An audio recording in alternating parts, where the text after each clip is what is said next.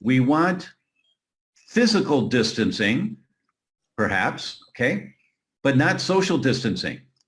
Because if you're isolated in your home or your condo or your apartment, it's easy to become anxious or become depressed and to get more scared. And it's a fear-mongering technique to use the language social distancing. And it's not accurate. Physical distancing is what we want.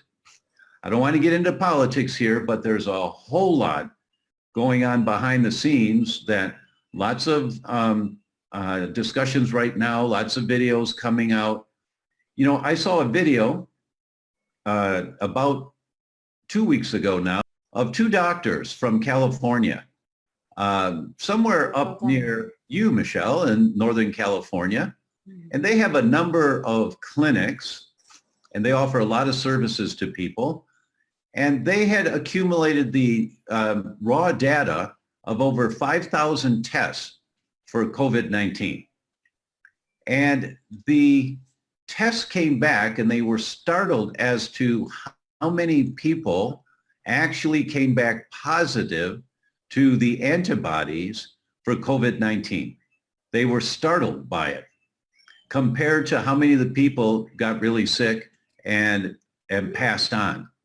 I think they've had 6 people, they said, that died. I think that was correct.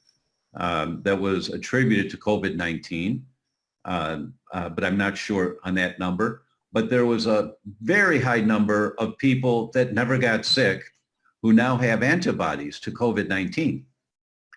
And their message was they were being interviewed by a local television station.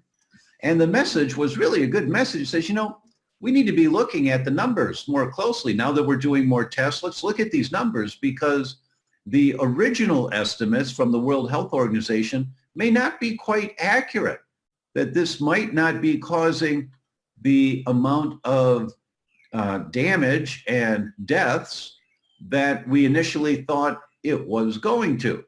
Let's just have our experts, the epidemiologists, look at the numbers, keep an eye out. And a paper had just come out from Stanford that week that had the same message. They did a number of tests in their community around the university, and they said that the number of people who were really sick compared to the number that came back positive to antibodies to the virus was really low, the number that got really sick. They were surprised, and they came to the same conclusion, which was, let's just reevaluate these numbers now that we have more test results. And I tell you all that because the video on YouTube of these two doctors, they had 5 million people view them. It got pulled down from YouTube. It was pulled off YouTube. And I was startled to hear this because these were really sane, good practitioners talking good medicine, good principles about how to protect their patients and the things they were doing and about hand washing and about physical distancing and all the things that were important to do. They were not conspiracy theorists. They were not, but they were just so rational. I enjoyed it. It was so well done. They were just saying, we need to look at these numbers a little bit closer. YouTube pulled it down because it went against the common message right now. Now, and I've known that some of my friends, their videos have been pulled down off YouTube and off of Google and off of Facebook. Their Facebook accounts have been closed.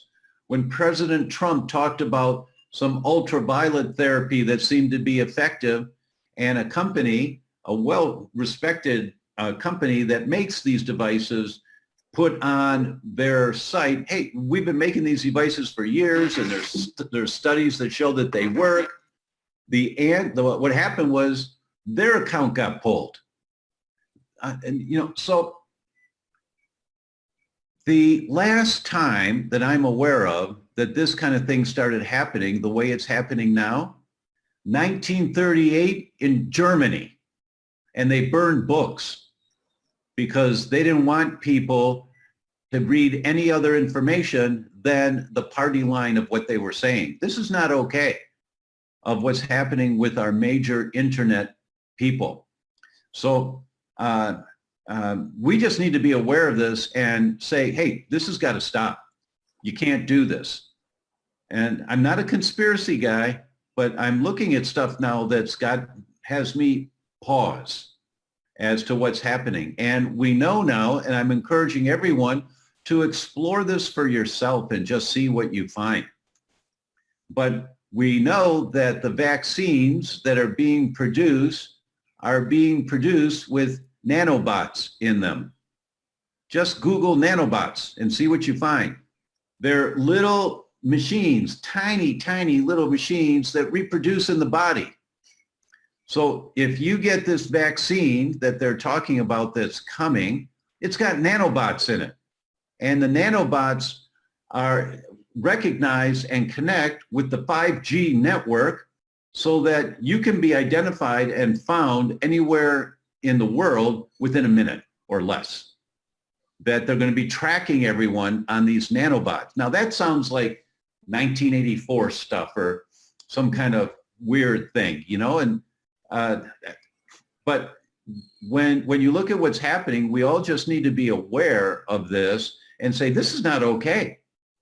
This is just not okay. So I'm sorry, I don't want to get into political stuff. That's not my gig. It's not my thing.